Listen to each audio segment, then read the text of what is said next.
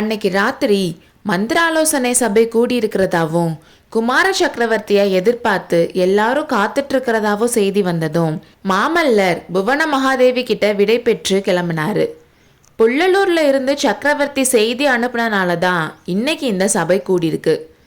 பல்லவ சாம்ராஜ்யத்துல மந்திரி மண்டலம் ஒன்றும் அமைச்சர் குழு ஒன்றும் மொத்தம் 2 குழு இருந்துச்சு. அதுல மந்திரிகள் ஏதாச்சும் ஆலோசனைகள் கொடுக்கலாம், அமைச்சர்கள் ஏதாச்சும் காரியத்தை நிர்வாகம் பண்ணக்கூடிய தலைவர்களாக இருந்தாங்க. அது மட்டும் இல்லாமல் மொத்த சாம்ராஜ்யமும் பல கோட்டங்களாக பிரிக்கப்பட்டிருந்துச்சு. ஒவ்வொரு கோட்டத்துக்கும் ஒரு தலைவன் இருப்பாங்க. ரொம்ப இக்கட்டான சமயங்களில் கோட்ட தலைவர்களையும் மந்திராலோசனைக்கு கூப்பிடுவாங்க. அப்படி எல்லாரும் அன்னைக்கு சபையில் கூடியிருந்தாங்க.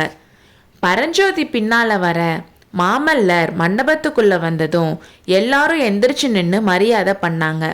அப்புறம் அவங்கவுங்க இடத்துல உட்காந்தாங்க. சக்கரவர்த்தியோட சிம்மாசனம் சும்மா இருந்துச்சு. மாமல்லரோட ஆசனத்தில் அவர் உட்கார்ந்தாரு. அவருக்கு பின்னாடி பரஞ்சோதி நின்றுட்டு இருந்தாரு. அவருக்கு ஏனோ உட்காரணும்னு தோணலை. ஏதோ எதிர்பாராத சில விஷயங்கள் நடக்க போறதா அவர் மனசு சொல்லிட்டு இருந்துச்சு. முதல் மந்திரி சாரங்கதேவ பட்டர் ஆரம்பிச்சாரு. இன்னைக்கு இந்த நேரத்தில் மந்திராலோசனை கூடணும்னு சக்கரவர்த்தி கட்டளையிட்டனால கூடியிருக்கும். ஆனால் சக்கரவர்த்தி இன்னும் இங்கே வந்து சேரலை. ஏதாச்சும் முக்கியமான வேலையில் இருக்கனால வந்து சேரலையா, இல்லை வர வழியில் ஏதாச்சும் தடங்கலான்னு தெரியல. இந்த நிலைமையில் மந்திராலோசனை தள்ளி போடுறதா இல்லை குமார சக்கரவர்த்தி தலைமையில் நடத்துறதான்னு ஃபஸ்ட்டு டிசைட் பண்ணணும். சக்கரவர்த்தி 9 மாதத்துக்கு முன்னாடி போர்க்களத்துக்கு போகிறப்போ மாமல்லருக்கு எல்லா அதிகாரங்களையும் கொடுத்துட்டு போனார். அதனால் அவரோட தலைமையில் மந்திராலோசனை நடத்தலாம்னு நான் நினைக்கிறேன். உங்கள் எல்லாரோட விருப்பமும் அதுதான்னு நினைக்கிறேன்னு அவர் கேட்டப்போ எல்லாரும் ஆமான்னு சொன்னாங்க. அப்புறம் முதலமைச்சர் ரணதீர பல்லவராயர் என்ன சொன்னாருன்னா, இந்த சபையை தள்ளி போட்டு சக்கரவர்த்தி வர வரைக்கும் காத்துட்ருக்க முடியாத நிலைமையில இருக்கும். வாதாபியோட படை கோட்டைக்கு பக்கத்தில் வந்துட்டு இருக்காங்க. இந்த நிலைமையில நாம என்ன செய்யணும்னு குமார சக்கரவர்த்தியோட அபிப்பிராயத்தையும் கட்டளையும் தெரிய விரும்புகிறோம். நம்ம சேனாதிபதி கலிப்பகையாரும் நம்மளோட கடமையை பற்றி அவரோட அபிப்பிராயத்தை சொல்லுவார்னு எதிர்பார்க்குறோம்னு சொன்னார்.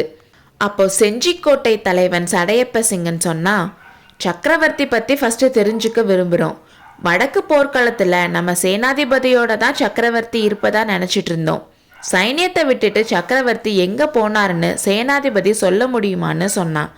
சேனாதிபதி கலிப்பகையார், 10 நாளைக்கு முன்னாடி சக்கரவர்த்தி 2000 வீரர்களோட வடக்கு போர்க்களத்தில் இருந்து கிளம்பினாரு.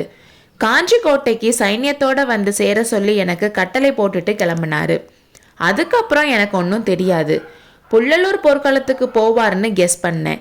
நான் நினச்ச மாதிரியே அங்கே தான் போனாருன்னு சக்கரவர்த்தி கூட போயிட்டு திரும்பி வந்த வீரர்கள் சொன்னாங்கன்னு சொன்னார். புள்ளலூர் போர்க்களம்னு சொன்னதும் அங்கே இருந்த எல்லாரோட கண்களும் மாமல்லரை பார்த்துச்சு. அதனால் அவர் பேச ஆரம்பித்தார். ஆமாம், சக்கரவர்த்தி புள்ளலூர் போர்க்களத்துக்கு தான் வந்தார். ஆனால் ஏன் இன்னும் இங்கே வந்து சேரலைன்னு தெரியல. உங்களை எல்லாம் கோட்டை வாசலில் பார்த்தப்போ அப்பா அரண்மனையில் இருக்காருன்னு நினச்சி தான் வந்தேன். என்னோட நண்பர் பரஞ்சோதிக்கு அப்பா அனுப்பின ஓலையால் நான் அப்படி நினச்சேன். தளபதி எல்லா விவரங்களையும் இவங்களுக்கு சொல்லுங்கன்னு சொன்னார்.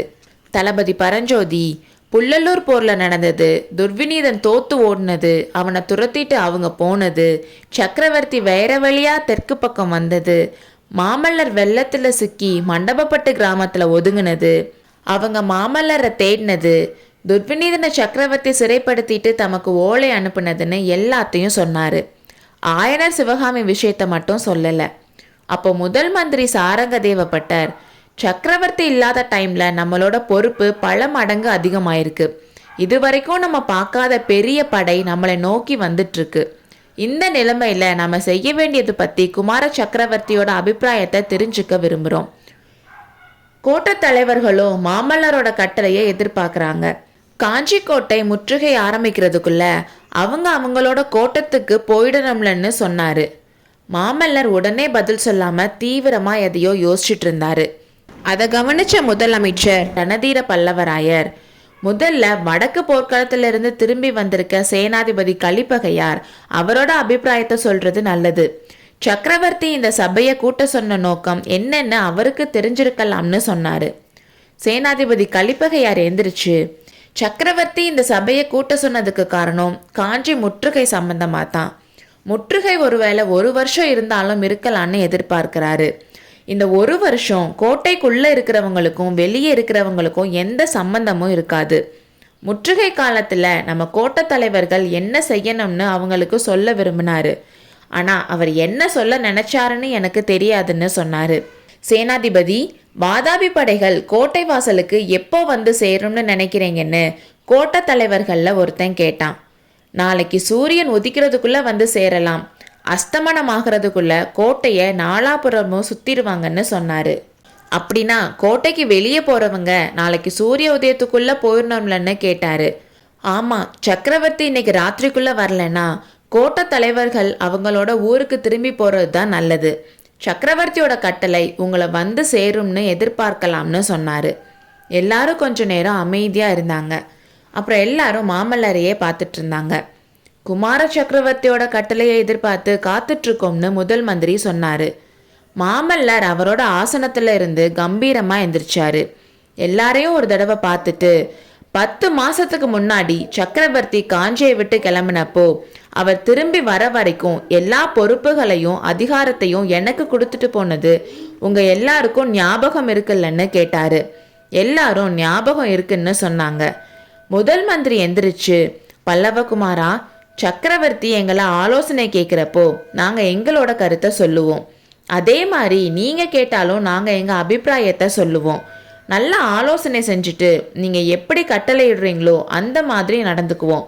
யோசனை சொல்கிற உரிமை தான் எங்களோடது, கட்டளையிடுற உரிமை உங்களோடதுன்னு சொன்னார். சந்தோஷம், நீங்கள் சொல்ல வேண்டியதை சொல்லுங்க, நான் கேட்டுக்கிறேன். ஆனால் என்ன செய்யணும்னு நான் முன்னாடியே முடிவு பண்ணிட்டேன். மந்திரிகளே, அமைச்சர்களே, கோட்டை தலைவர்களே, எல்லாரும் கேளுங்க. பகைவர்களுக்கு பயந்து கோட்டைக்குள்ள ஒளிஞ்சுக்கிறது பல்லவ குலத்துக்கு அழியாத அவமானத்தை தேடி தரும். தொண்டைமான் இளந்திரையன் வழிவந்த பல்லவ வம்சத்துக்கு இந்த களங்கத்தை என்னோட காலத்துல வரவிட மாட்டேன். இப்போ இந்த கோட்டைக்குள்ள சுமார் 1,00,000 வீரர்கள் போருக்கு துடிதுடிச்சு காத்துட்டு இருக்காங்க. அவங்கள கூட்டிட்டு நாளைக்கே கோட்டை வாசல்ல வாதாபி சைன்யத்தை தாக்குறதுன்னு முடிவு பண்ணிட்டேன். அதுக்கு உங்களோட சம்மதத்தையும் எதிர்பார்க்குறேன். தளபதி பரஞ்சோதி என்னோட போர்க்களத்துக்கு வருவாரு. பரஞ்சோதிக்கு பதிலா சேனாதிபதி கலிப்பகையார கோட்டை காவலுக்கு நியமிக்கிறேன். முதல்ல இதுக்கு உங்களோட சம்மதத்தை தெரிஞ்சுக்கிட்டதுக்கு அப்புறம் கோட்டை தலைவர்களுக்கு நான் சொல்ல வேண்டியதை சொல்றேன்னு சொன்னாரு. மாமல்லர் பேச்சை நிப்பாட்டினப்போ இடி இடிச்சு நின்ற மாதிரி இருந்துச்சு. மந்திரிகளும் அமைச்சர்களும் ஒருவரது முகத்தை ஒருவர் பார்த்தார்கள். யாருக்கும் பேச நான் எழவில்லை. அடுத்த அத்தியாயத்தில் சந்திப்போம்.